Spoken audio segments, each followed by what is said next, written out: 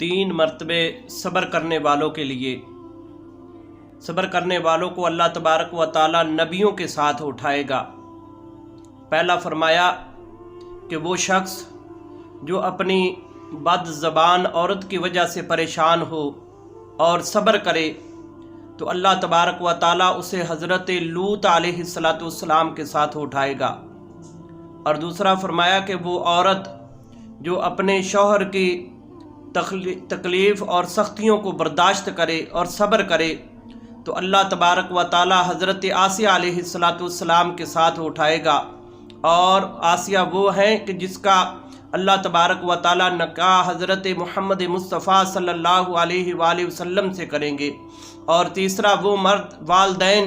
کہ جو اپنی اولاد کی سختیوں کی وجہ سے صبر کرے، اللہ تبارک و تعالی حضرت یعقوب علیہ السلام کے ساتھ اٹھائے گا۔ اور فرمایا کہ قرآن مجید برہان رشید میں رب ذوالجلال نے صبر کے بارے میں ارشاد فرمایا، یا ایھا الذین آمنوا استعینوا بالصبر والصلاۃ، کہ اے ایمان والو نماز اور صبر سے مدد لو۔ یعنی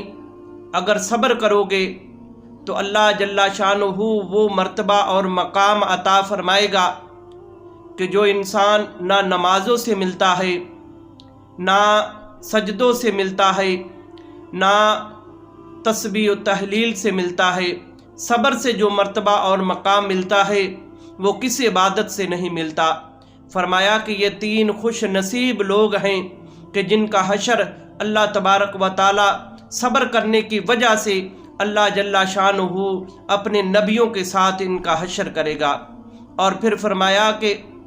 وَاسْتَعِینُوا بِالصَّبْرِ وَالصَّلَاةِ، اور نماز سے مدد حاصل کرو۔ حضرت ام عائشہ صدیقہ رضی اللہ تعالی عنہا ارشاد فرماتی ہیں کہ جب بھی میرے آقا کریم صلی اللہ علیہ وآلہ وسلم کو کوئی تکلیف، کوئی پریشانی، کوئی رنجش پہنچتی تھی تو میرے آقا کریم اسی وقت اللہ کی بارگاہ میں نماز ادا کرتے، اللہ کی بارگاہ میں سجدہ کرتے تو اللہ تبارک و تعالی پریشانیوں کو دور فرما دیتا۔ اور بزرگ فرماتے ہیں کہ جو بھی انسان اللہ کی بارگاہ میں جھکتا جائے گا، جتنا اللہ کی بارگاہ میں وہ جھکتا جائے گا، اللہ تبارک و تعالی اتنے ہی اس سے تکلیف اور بوجھ اللہ تبارک و تعالی نیچے گرا دے گا۔ اور فرمایا کہ دیکھو کس طرح حضرت خواجہ ویس کرنی رضی اللہ تعالی عنہ نے صبر کیا، اور اللہ تبارک و تعالی نے پھر کیا اجر عطا فرمایا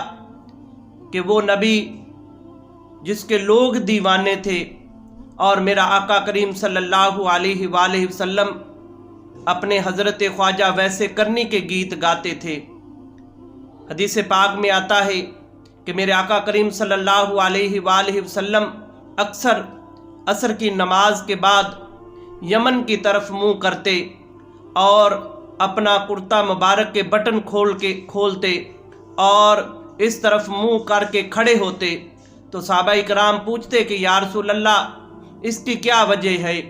تو میرے آقا کریم صلی اللہ علیہ وآلہ وسلم ارشاد فرماتے کہ یمن میں میرا ایک عاشق، میرا ایک یار رہتا ہے جس کا نام حضرت خواجہ ویس کرنی ہے۔ اور دوسرا فرمایا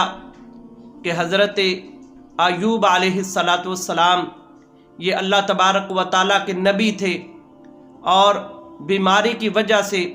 بدن میں کیڑے آئے اور صبر کیا تو اللہ تبارک و تعالیٰ نے پھر اجر کیا عطا فرمایا، اللہ تبارک و تعالیٰ نے پھر وہ دوبارہ سارا مال واپس آ گیا۔ اور راوی لکھتا ہے کہ جب حضرت ایوب علیہ السلام کو اللہ تبارک و تعالیٰ نے تندرستی عطا فرمائی تو ایک دن آپ کی بیوی نے پوچھا کہ کیا حال ہے آپ کا؟ تو آپ نے فرمایا کوئی حال نہیں۔ تو پوچھا کہ آپ ایسا کیوں کہتے ہیں کہ اللہ تبارک و تعالیٰ نے آپ کو تندرستی عطا فرما دی؟ تو آپ فرمانے لگے کہ اس سے بیماری اچھی سی، بیماری کی حالت میں میرا رب مجھ سے روزانہ پوچھتا تھا اے میرے یعقوب کیا حال ہے، تو میں اللہ تبارک و تعالیٰ کی बारगाह में अर्ज़ करता कि या रब्बुल आलमीन तेरा शुक्र है, और जब से ये तंदुरुस्ती मिली है उस वक़्त से अल्लाह तबारक व ताला ने नहीं पूछा। तो सब्र इंसान को वो मर्तबा और मकाम अता फरमाता है जो कि दूसरी इबादत और रियाजत इंसान को उस मकाम तक नहीं पहुँचा सकती जो इंसान को सब्र मर्तबा और मकाम अता फरमाता है। अल्लाह की बारगाह में दुआ है कि अल्लाह तबारक व ताला